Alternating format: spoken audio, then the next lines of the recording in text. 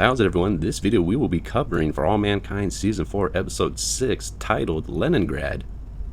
So right now it's 2003 and they just discovered an asteroid near Mars that's full of $20 trillion worth of uridium, and they're trying to figure out a way how to capture it and mine it.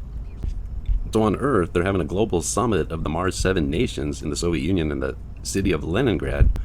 And the Mars 7 countries are the US, Soviet Union, European Space Agency, the Coalition of Communist Countries for Spaceflight, Japan, India, and North Korea. And Helios, they're the biggest space corporation on the planet, are pitching their plan and hosting the economic summit, and they want to send a whole new fleet of ships to Mars and capture the asteroid and bring it there on a plan that'll cost $2 trillion. And they're trying to pitch it to the Mars 7 and all their leaders at this summit.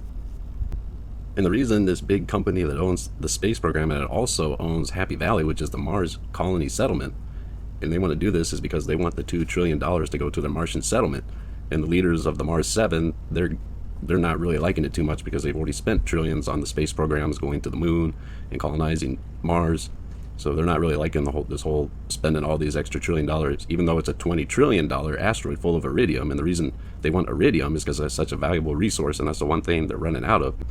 And this former director of NASA, she got blackmailed by the KGB, and now she's giving advice in the summit to the director of Roscosmos, leading the summit in Leningrad for Helios, who wants all this money to go get the Goldilocks asteroid and mine the iridium.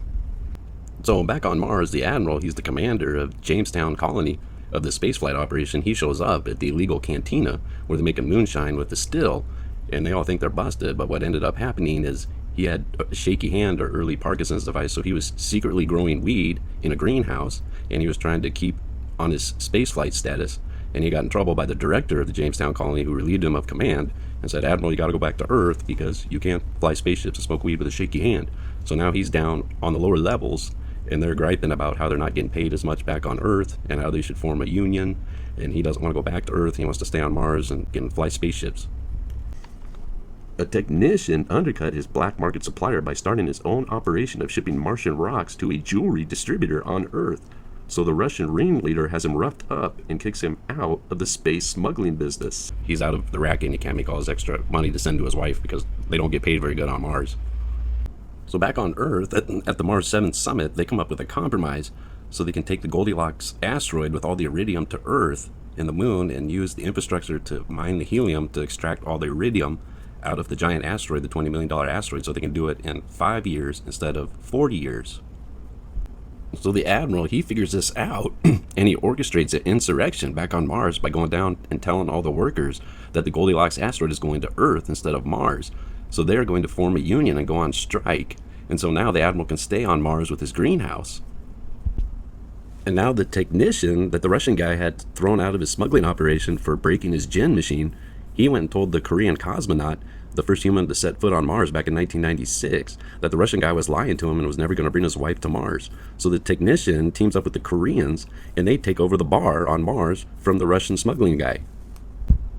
And finally, the former director of NASA that had to flee to Russia has made a deal with the leader of Roscosmos to publicly denounce NASA and the US. And the race is on for the $20 trillion lump of rock headed towards Mars. Who will get there first, Roscosmos or NASA?